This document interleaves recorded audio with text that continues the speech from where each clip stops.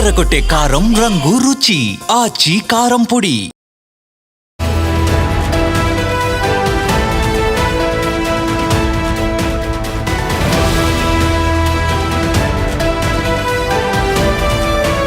Breaking news.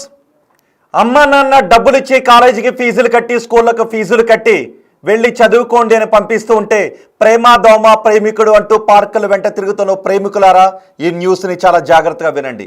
ఎందుకంటే బయట తోడేళ్ళ లాంటి మనుషులు తిరుగుతూ ఉన్నారు కాబట్టి ఈ వార్త మీకోసమే చెబుతూ ఉన్నాను. చిత్తూరు జిల్లాలో సంచలనం సృష్టించిన గ్యాంగ్ రేప్ ఘటన ఇది. అమ్మా నాన్న స్కూల్కి వెళ్ళి చదువుకోండి అని కాలేజీలకి స్కూల్కి పాపం కష్టపడి ఫీజులు కట్టి పుస్తకాలు కొని యూనిఫామ్ కొని వాళ్ళు బాగా చదువుకుంటారని స్కూల్కి పంపిస్తుంటే ప్రేమ దోమ అంటూ ప్రేమలో పడి పార్కుల వెంట తిరుగుతున్న ప్రేమికులను ఒక కంట కనిపెట్టి దుర్బుద్ధితో కనిపెట్టి వాళ్ళపైన అఘాయిత్యాలకు పాల్పడే కొన్ని గ్యాంగులు తిరుగుతున్నాయి పార్కుల్లో. చిత్తూరు జిల్లాలో ఈ ఘటన చోటు చేసుకుంది. చిత్తూరు జిల్లాలో ఒక ప్రేమ జంట పార్కుకు వెళ్ళింది. ఒక పార్కుకు వెళ్ళిన ప్రేమ జంటను బెదిరించి ముగ్గురు యువకులు ఆ ప్రేమ జంటపై అఘాయిత్యానికి పాల్పడిన దుర్మార్గమైన ఘటన చోటు చేసుకుంది చిత్తూరులో. ఆ దుర్మార్గమైన ఘటనకు పాల్పడిన ముగ్గురు నిందితులను ఇప్పుడు మీరు ఆ బిగ్ టీవీ స్క్రీన్ పైన చూస్తున్నారు. చూడండి ఒక్కసారి. ఇదిగో వీళ్ళిద్దరు, ఇంకొక తోడేలు, ఇదిగో ఇదొక తోడేలు. ఈ ముగ్గురు తోడేళ్ళు ప్రేమ జంటను బెదిరించి అమ్మాయిపై అఘాయిత్యానికి పాల్పడ్డారు. ఆ అమ్మాయి పరుగున ఇంటికి వెళ్ళి ఈ విషయాన్ని చెప్పడంతో గ్రామస్తులందరూ వచ్చి పార్క్ బయట కాపు కాశారు. వాళ్ళు పారిపోతున్న సమయంలో ఇద్దరిని పట్టుకున్నారు. ఇంకొకడు మూడో వాడు అక్కడి నుంచి పారిపోయాడు. చిత్తూరు జిల్లాలో ఈ ఘటన కలకలం రేపుతోంది. కేవలం చిత్తూరు జిల్లాలోనే కాదు, చాలా చోట్ల ఇంతకు ముందు ఇలాంటి ఘటనలు చోటు చేసుకున్నాయి. పార్కులకు వెళ్లే ప్రేమికులను బెదిరించి ఇలాంటి అఘాయిత్యాలకు పాల్పడే ఘటనలు చోటు చేసుకున్నాయి. అమ్మాయిపై గ్యాంగ్ రేపుకు పాల్పడ్డారు ఈ ముగ్గురు కుర్రాళ్ళు. మురకంబట్టు సమీపంలోని నగర వనంలో ఈ ఘటన చోటు చేసుకుంది. ప్రేమికులు జంట అక్కడ కూర్చుని ఉండగా హేమంత్, మహేష్, కిషోర్, ఆ ముగ్గురిని ఒక్కసారి చూడండి. ఇదిగో వీళ్ళ ముగ్గురు, హేమంత్, కిషోర్, మహేష్, వీళ్ళ ముగ్గురు వాళ్ళని బెదిరించి గ్యాంగ్ రేపుకి పడ్డారు. తమను ఫారెస్ట్ సిబ్బందిగా పరిచయం చేసుకున్నారు. అక్కడ ప్రేమ జంట ఆ వనంలో కూర్చుని ఉండగా నగర వనంలో ఆ ముగ్గురు అక్కడికి వచ్చారు. మేము ఫారెస్ట్ సిబ్బంది అని చెప్పారు ఆ ప్రేమ జంటకు. తమ మేడం పిలుస్తోంది అని అబ్బాయిని అక్కడి నుంచి బలవంతంగా తీసుకువెళ్లారు. ఒంటరిగా ఉన్న బాలిక నోరు నొక్కి బలవంతంగా ఆ బాలికపై అత్యాచారానికి పాల్పడ్డారు ఇద్దరు నిందితులు. కొంతసేపటి తర్వాత మళ్ళీ ఈ మూడో తోడేలు కూడా వచ్చింది. ఆ మనిషి రూపంలో ఉన్న తోడేలు కూడా వచ్చింది. మూడో తోడేలు అక్కడికి వచ్చి వాడు కూడా ఆ బాలికపై అఘాయిత్యానికి పాల్పడ్డాడు. ఈ విషయాన్ని తన ఊళ్ళో వాళ్ళకు చెప్పింది బాలిక. నగరవనం దగ్గర కాపు కాసి నిందితులను పట్టుకున్నారు బాలిక ఊరి జనం. ఈలోపు ఒకటి తప్పించుకొని పారిపోయాడు. మరో ఇద్దరిని మాత్రం పోలీసులు అరెస్ట్ చేశారు. ఇప్పుడు మీరేమనుకుంటున్నారు ఈ ఘటన చూసిన తర్వాత? ఆ ముగ్గురిని ఏం చేయాలి? జైల్లో కఠినంగా శిక్షించాలా? చాలా సందర్భాల్లో అమ్మాయిలపై అఘాయిత్యాలకు పాల్పడిన నిందితులకు పడిన శిక్షలు వీళ్ళకు కూడా వెయ్యాలా? ఎన్కౌంటర్ లాంటి శిక్షలు వెయ్యాలా? అఫ్కోర్స్ ఎన్కౌంటర్ అని మాట్లాడకూడదు, కానీ ఇలాంటి వాళ్ళ వల్ల సమాజానికి లాభం ఏముంటుంది? భారతదేశం నా మాతృభూమి, భారతీయులందరూ నా సహోదరులు అని చిన్నప్పటి నుంచి మనం ప్రతిజ్ఞ చేస్తూ స్కూళ్ళకి వెళ్ళి పెరిగాం. కానీ వీళ్ళు మాత్రం అక్కడ ఒక ప్రేమ జంట కనబడితే వీళ్ళ కామవాంఛ తీర్చుకోవాలి అని మనసులో దుర్బుద్ధి పుట్టింది. వీళ్ళకి అన్న చెల్లి బంధాలు ఇవే ఉండవు, మానవ సంబంధాలు ఏమీ ఉండవు. తోడేళ్ళ లాంటి మనుషులు. మరి వీళ్ళకి బతికే హక్కు ఉందని మీరు అనుకుంటున్నారా? బతికే హక్కు ఉందని మీరు అనుకుంటున్నారు. చాలా సందర్భాలు మనం చూసాం. అమ్మాయిలపై అఘాయిత్యాలకు పాల్పడి వాళ్ళని నిర్దాక్షిణ్యంగా చంపేసిన దుర్మార్గమైన ఘటనలు చూసాం. వీళ్ళు దానికి తీసిపోరు కదా. పైగా ఆ అబ్బాయిని ఏమని చెప్పారు? మేడం పిలుస్తోంది, మేము ఫారెస్ట్ సిబ్బంది అని చెప్పారు. మేడం పిలుస్తోందని ఆ ఒక్కరిని తీసుకువెళ్ళారు. వాళ్ళు నమ్మారు, నిజంగానే ఫారెస్ట్ సిబ్బంది కాబోలు అని వాళ్ళు నమ్మారు. అబ్బాయి ఒక్కడ వెళ్ళిన తర్వాత అమ్మాయి నోరు నొక్కి అమ్మాయిపై అఘాయిత్యానికి పాల్పడ్డారు.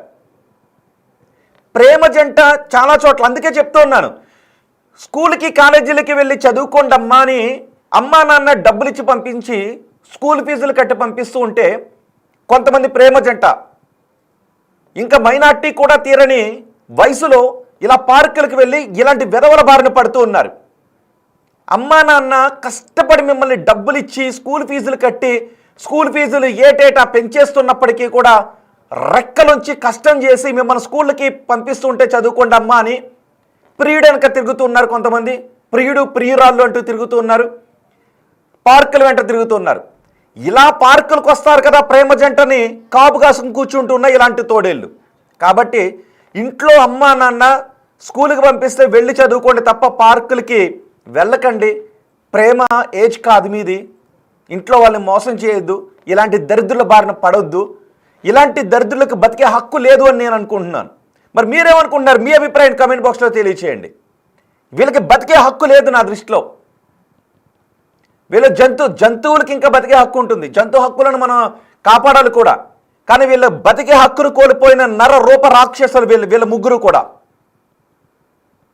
ఒకసారి మా ప్రతినిధి దామోదర్ ఉన్నారు, దామోదర్తో కూడా మనం మాట్లాడదాం. మీరేమనుకుంటున్నారు ఈ ముగ్గురు గురించి? చూడండి ఒకసారి, ముగ్గురు ఒక ఫ్రేమ్లో చూపెడుతున్నాను. వీళ్ళ ముగ్గురు మీ ప్రాంత వాసులు, వాళ్ళ ఫ్రెండ్స్, బాగా తెలిసిన వాళ్ళు అయ్యుండి ఉంటారు కదా. వీళ్ళ ముగ్గురు ఇంత దారుణానికి దుర్మార్గానికి పాల్పడ్డారు అని తెలిసిన తర్వాత చూడండి ఒకసారి ఆ ఫేసులు చూడండి. వాడు ఏదో హీరోలాగా కళ్ళజోడు పెట్టుకున్నాడు, వాడిని చూడండి ఒకసారి, హీరో పోజులు ఇస్తున్నాడు కళ్ళజోడు పెట్టుకుని. మరి వాడికి కామంతో కళ్ళు గుడ్డిగా మారిపోయాయి, వాడి కళ్ళు కనబట్టం మానేశాయి. అక్కడ ఇద్దరు తెలుసో తెలియకో ఇంట్లో వాళ్ళకి చెప్పకుండా స్కూల్కి బంక్ కొట్టి తెలియని ఏజ్లో ఇలా సినిమాల ప్రభావమో ఓటీటీల ప్రభావమో ప్రేమించుకోవాలి కాబోలు అనే ఆ ఏజ్లో ఇలా పార్కుల వెంట తిరుగుతున్నారు. ఒకవేళ నిజంగానే అలా మైనర్ బాళ్ళు పార్కులకు వస్తూ ఉంటే పోలీసులు వాళ్ళను కూడా పట్టుకుని కౌన్సిలింగ్ ఇవ్వాలి. కేవలం మైనర్ బాలికల జోలుకో మైనర్ బాలుల జోలుకో ఎవరైనా వచ్చి వేధింపులు చేస్తే వాళ్ళపైన పోక్సో కేసు పెట్టడం మాత్రమే కాదు, మైనర్ బాలికలు ఎక్కడైనా పార్కుల్లో మైనర్ బాలికలను తీసుకుని పార్కులకు వస్తే సుమోటోగా కూడా పోలీసులు వాళ్ళపైన కేసులు నమోదు చేసి కౌన్సిలింగ్ ఇచ్చి తల్లిదండ్రులను పిలిపించి పంపించే ఒక క్యాంపెయిన్ చేస్తే బాగుంటుందేమో. లేదు ప్రేమ జంటల్లా కనిపిస్తే వాళ్ళ పార్కులకు వస్తే ఆఫ్కోర్స్ ఇవి రైట్స్ ఉల్లంఘన అంటుంటుంటారు కదా, కానీ అట్లా కాదు. ప్రేమ జంట మాదిరి కనిపిస్తూ పార్కులకు వచ్చి అక్కడ విహారాలు చేస్తూ ఉంటే వాళ్ళను కూడా గేట్ దగ్గర ఆపేయడం బెటర్, ఎందుకంటే వాళ్ళు స్కూల్కి వెళ్ళాలి కదా. సో ఓకే, అది వేరే సబ్జెక్ట్, మనం మళ్ళీ మాట్లాడుకుందాం. కానీ ఇక్కడ మాత్రం వీళ్ళకి మాత్రం బతికే హక్కు లేదు. వీళ్ళకి బతికే హక్కును ఆ క్షణమే కోల్పోయారు వీళ్ళు. మా ప్రతినిధి దామోదర్తో మాట్లాడదాం. దామోదర్, ఒకడు పారిపోయాడని చెప్తూ ఉన్నారు, ఆ పారిపోయిన వాడు దొరికాడా? ఇప్పుడు వీళ్ళిద్దరూ దొరికిన తర్వాత ఎటువంటి కేసులు నమోదు చేశారు ఈ దుర్మార్గమైన ఘటనలో? చిత్తూరులోని నగరవనంలో జరిగిన ఈ ఘటన పైన పోలీసులు సీరియస్ గానే స్పందించారు.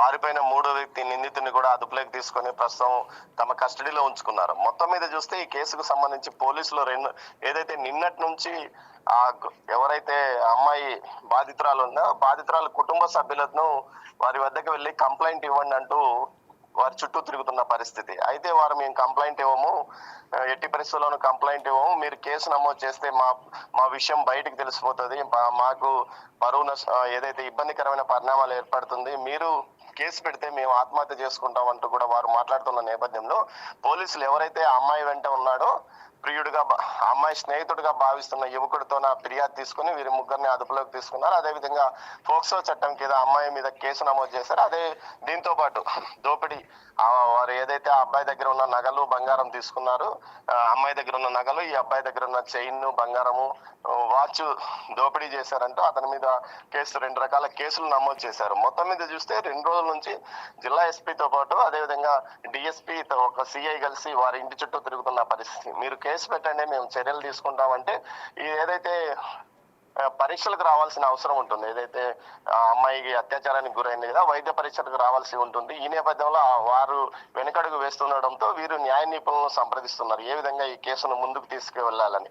ఇప్పుడే ఇప్పటికే ఫోక్సోతో పాటు మరో కేసు నమోదు చేశాము, కానీ ఏదైతే బాధితురాలు మాకు పూర్తి స్థాయిలో సహకరిస్తే ఖచ్చితంగా తగిన న్యాయం చేస్తామంటున్నారు. దీంతో పాటు ఏదైతే నగరవనంలో సంబంధించి పూర్తి స్థాయి భద్రత కల్పించాలని పోలీసులను ఎస్పీ ఆదేశించారు. గతంలో ఒక వాలంటీర్ వైసీపీ ప్రభుత్వంలో వాలంటీర్ గా పనిచేసిన ఓ యువకుడు కూడా ఇదే విధమైన చర్యలకు గతంలో ఈ నగరవనంతో పాటు పరిసర ప్రాంతాల్లో పాల్పడ్డాడు. దీంతో అతని మీద కూడా వారం రోజుల క్రితం ఫోక్సో కింద కేసు నమోదైన పరిస్థితి. తాజాగా ఇప్పుడు ఏంటి రాజకీయ పార్టీల్లో ఉండేవాళ్ళు, అప్పుడు వైసీపీకి చెందిన వాళ్ళు, ఇప్పుడు టీడీపీకి చెందిన వాళ్ళు, ఇలా రాజకీయ పార్టీలకు చెందిన కార్యకర్తలు అంటే దుర్మార్గాలకు పాల్పడటాన్ని ఎలా చూడాలి? రోహిత్, వీరు పార్టీలతో సంబంధం లేదు, తమ వ్యవహారాలను నడుపుకోవడానికి ఏదో ఒక పార్టీగా అండగా చేసుకుంటున్నారు. గత 3 నెలల క్రితం ఒక స్థానికంగా ఉన్న ఒక కార్పొరేటర్ నేతృత్వంలో వైసీపీ నుంచి టీడీపీలో చేరారు ఆ 2 యువకులు. మరో యువకుడు లోకేష్, వీరు ముగ్గురు కలిసి స్నేహితులు ఈ అత్యాచారానికి పాల్పడ్డాడు. అంతకు మునుపు వాలంటీర్గా పనిచేసిన వ్యక్తి వైసీపీలో పనిచేశాడు. ఆ తర్వాత వదిలేశాడు, పార్టీని వదిలేసి అతను ఇలాంటి వ్యవహారాలకు పాల్పడుతున్నాడు. మొత్తం మీద చూసుకుంటే రాజకీయ అండ ఉంటే పోలీసులు కానీ పోలీసుల నుంచి తమకు రక్షణ ఉంటుందని భావించే ఇలాంటి వ్యవహారాలకు వీళ్ళు పాల్పడుతున్నారు. అయితే వీరిని పార్టీలో చేర్చుకునే ముందు వీరి గత చరిత్ర ఏంటి అన్న విషయాలు పార్టీలు పట్టించుకోకపోవడం వల్లే చివరకు ఏదైతే తమ పార్టీ కార్యకర్త అన్న విషయం బయటికి తెలిసినప్పుడు అప్పుడు వీరు పునరాలోచించుకోవడము, ఏదైతే అనవసరంగా తమ పార్టీకి చెడ్డ పేరు వచ్చింది కానీ అని బాధపడడం జరుగుతుంది. మొత్తం మీద గతంలో వాడి ట్రాక్ రికార్డ్ ఏంది, వాడు ఏం పని చేస్తున్నాడు అన్న విషయాలు ఏమాత్రం పట్టించుకోకుండా స్థానిక కార్పొరేటర్ తీసుకొచ్చాడు కదా అని వాడికి ఒక కండువా వేయడము, కండువా వేసిన తర్వాత నేను అధికార పార్టీలో ఉన్నానంటూ వాడు పోలీసుల దగ్గర మిగతా వారి దగ్గర రెచ్చిపోవడం జరుగుతుంది.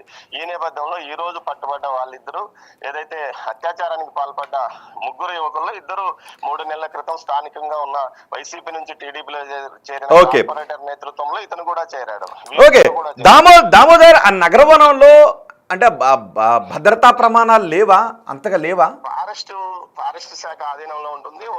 ఏదైతే మనం మిగతా నగరాలకు విభిన్నంగా చిత్తూరు నగరం ఉంటుంది, మధ్యలో అడవి, చుట్టూ నగరం ఉంటుంది. చాలా ప్రశాంతమైన ఏరియాలో నగరవనాన్ని 14 కోట్ల రూపాయలతో ఫారెస్ట్ శాఖ ఆధునీకరించింది. ట్రాక్ ఏదైతే నడవడానికి వాకింగ్ ట్రాక్లు ఏర్పాటు చేశారు, పిల్లలు విశ్రాంతి తీసుకోవడానికి ఏర్పాటు చేశారు, కొన్ని చోట్ల గుబురు చెట్లు కూడా ఉన్నాయి. అయితే ఈ నేపథ్యంలో ఏదైతే ఈ మైనరు బాలిక తన స్నేహితుడితో రావడము ఇవి చాలా రోజుల పాటు వీరు పసిగట్టారు. వారి ఫోటోలు వీడియోలు తీసి వారిని వారితో పరిచయాలు పెంచుకొని ఆ తర్వాత చివరికి ఈ విధమైన దారుణమైన అత్యాచారానికి పాల్పడ్డారు. ఒకరు ఆ బాధితుడిని ఏదైతే ఆ అమ్మాయి స్నేహితుడిని పట్టుకొని ఉండగా మిగతా 2 అమ్మాయి పైన అత్యాచారానికి పాల్పడ్డారు. తర్వాత 3వ వ్యక్తి కూడా అత్యాచారానికి పాల్పడ్డాడు. అంటే ప్రేమ జంట కూడా రోజు ఆ పార్క్ వస్తుంది, రైట్?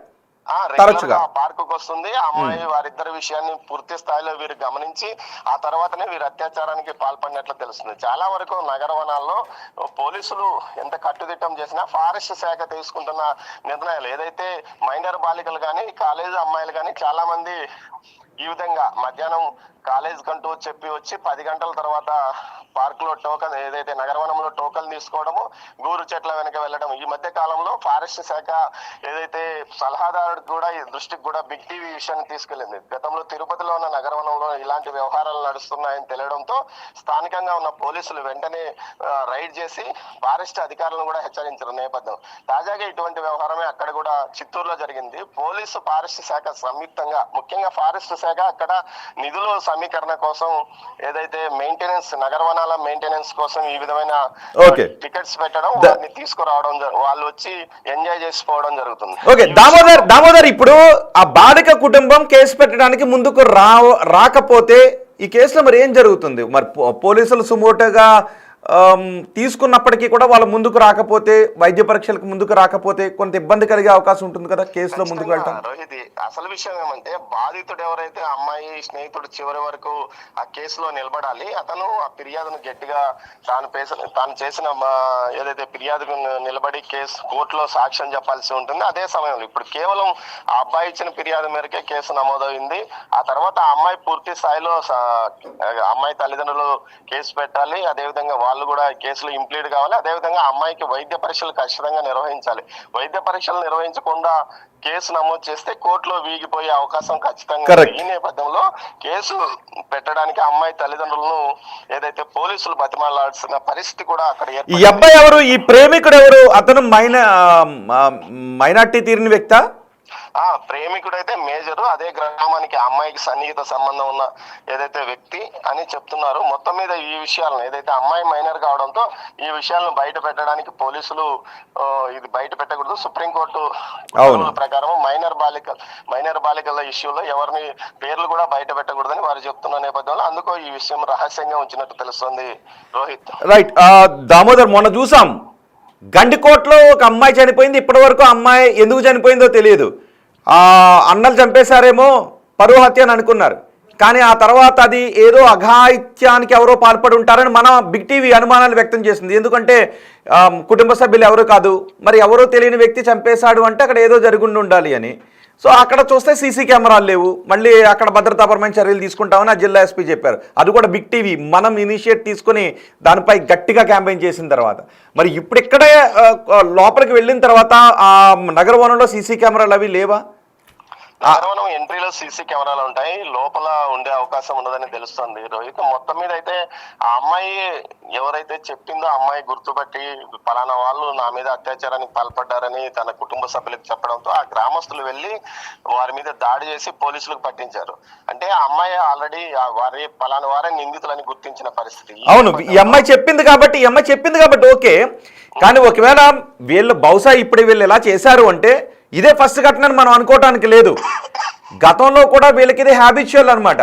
వీళ్ళు గతంలో కూడా ఒక ప్రాక్టీస్గా చేస్తూ ఉండుండొచ్చు బహుశా, అందుకే వీళ్ళు అంత ధైర్యంగా చేయగలిగారు వీళ్ళు. అంటే గతంలో చాలామంది ఇంకా ప్రేమికులు ఇప్పుడు ఈ అమ్మాయి తల్లిదండ్రులు ఎలాగైతే ముందుకు రావడం లేదు, అలాగే ప్రేమికులు వాళ్ళకి జరిగిన అఘాయిత్యాన్ని బయట పెట్టరు అనే ధైర్యం ఈ దుర్మార్గులది, రైట్?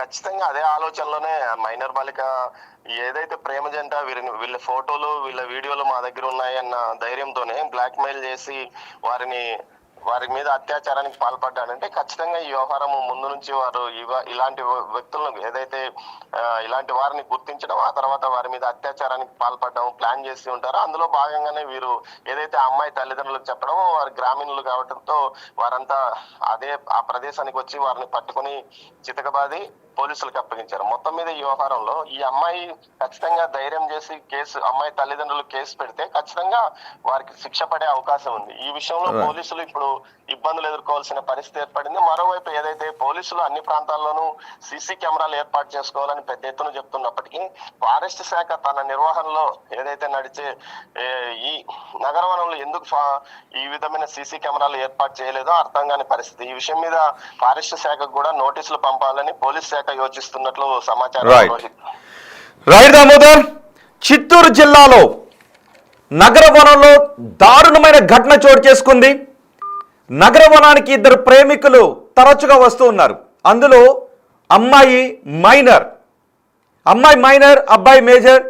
వాళ్ళిద్దరూ తరచుగా స్కూళ్ళకు బంక్ కొట్టి, స్కూల్కి ఎగ్గొట్టి ఇంటి దగ్గర చెప్పకుండా రహస్యంగా పార్క్ వస్తూ ఉన్నారు. పైగా అది అడవి లాంటి పార్క్, అడవి లాంటి వనం అది.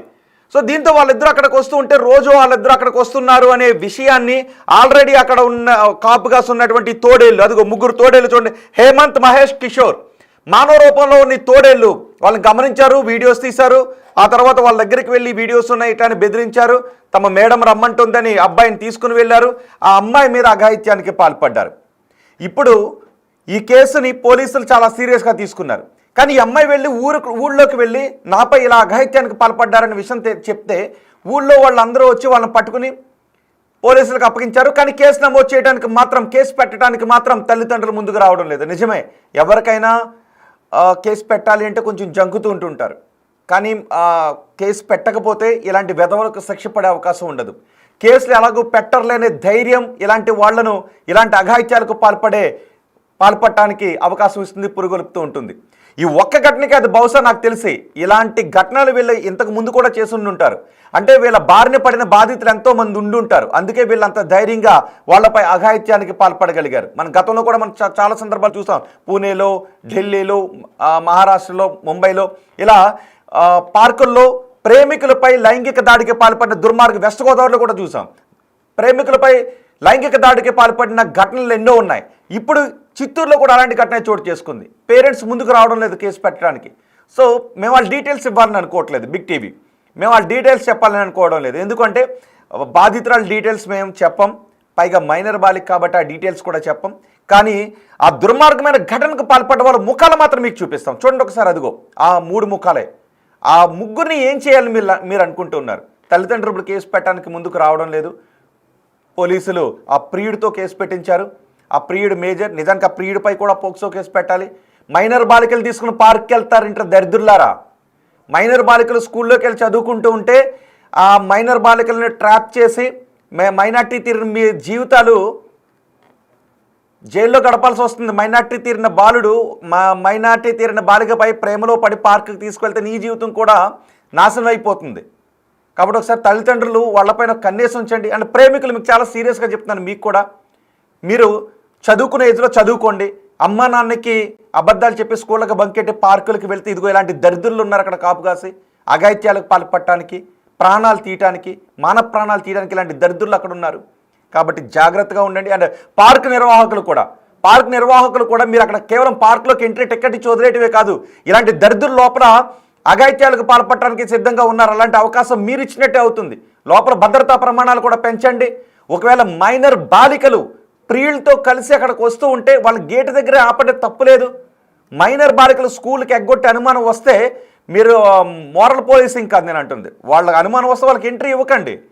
చెరో టికెట్ తీసుకుని సింగిల్గా వెళ్తుంటుంటారు. ఇలాంటి పనులు కూడా చేస్తుంటుంటారు. కాబట్టి ఒక్కటి, మీరు అమ్మా నాన్నలు మోసం చేసి స్కూళ్ళకి ఎగ్గొట్టి ఇలాంటి పార్కులకు వెళ్తే ఇలాంటి దరిద్రులు ఉండే అవకాశం ఉంటుంది. కాబట్టి జాగ్రత్తగా ఉండండి. అండ్ పోలీసులు కూడా ఇప్పుడు వాళ్ళ అమ్మా నాన్న కేసు పెట్టడానికి ముందుకు రావడం లేదు. కానీ పోలీసులు ఈ కేసుని ఎలా ముందుకు తీసుకువెళ్తారో, దోషులను శిక్షించడానికి కావాల్సిన సాక్ష్యాన్ని ఎలా పుటప్ చేస్తారో మాత్రం చూడాలి. అండ్ తెలుగు రాష్ట్రాల ప్రజలుగా ఈ ఘోరమైన ఘటన గురించి విన్న మీరు ఏమనుకుంటున్నారు? వీళ్ళ కఠినమైన శిక్షణ పడాలా, ఎన్కౌంటర్ చేయాలా? ఇలాంటి దారుణమైన ఘటనలు ఆగాలి అంటే ఏం చేయాలి? ఎవరిని తప్పుపడతారు? మీ అభిప్రాయం కామెంట్ బాక్స్లో తెలియచేయండి.